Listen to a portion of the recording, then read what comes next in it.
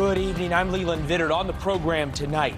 As Congress debates new gun control, maybe the answer resides in simply enforcing the gun laws we already have. Plus, 7 years ago, the world changed. What political aristocracy in America still doesn't understand about the MAGA movement. Outmanned and outgunned, what Ukraine really needs, why President Biden won't give it to them, and the risk to America of being a sideline ally, and how one golf company is driving home it's the U.S. Open to some British players. But first, on point tonight, new proof the core issue with gun crime in America might not be guns or even bad guys with guns, but prosecutors who refuse to enforce the gun laws we already have. Just as one example, Police Corporal Michael Pardes and Officer Joseph Santana would be alive today but for a DA who refuses to enforce the gun laws we already have. A career criminal allegedly shot and killed the pair a few nights ago.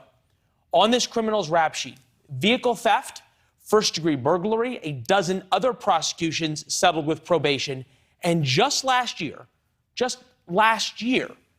felon in possession of a firearm. That last one, felon in possession of a firearm, should have earned him 3 years behind bars in California. The DA in Los Angeles settled for probation. To be clear, if George Gascon had simply enforced the gun laws already on the books, those two police officers would be alive and with their families tonight. It is that simple. And Gascon doesn't care. He said, referring to the officers, "I deeply appreciate their sacrifices and their commitment to making Los Angeles County safe." That story repeats itself across America almost every week. Voters in San Francisco voted to recall Chesa Boudin.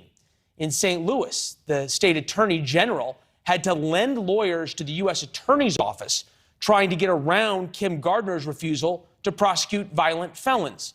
In Milwaukee, voters continue to re-elect John Chisholm despite skyrocketing crime and soft prosecutions. Police in Chicago wage war on prosecutor Kim Foxx, who they say is more interested in taking on cops than taking guns off the street.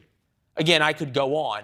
They refuse to simply enforce the laws we have, which brings us to Philadelphia, where DA Larry Krasner believes in the same type of law enforcement, or lack thereof, of the folks we just mentioned. 229 homicides, 21 shy of last year's total so far this year. Nearly 1,000 people hurt in shootings this year. The state legislature in Pennsylvania has had enough and might impeach Krasner. We, of course, invited him on the program. He has so far declined our invitation, but it is one that remains open. With that, we welcome John. Thanks for watching. Go to newsnationnow.com to find NewsNation on your television provider. And don't forget to subscribe. Click the red button to get more of NewsNation's fact-driven, unbiased coverage.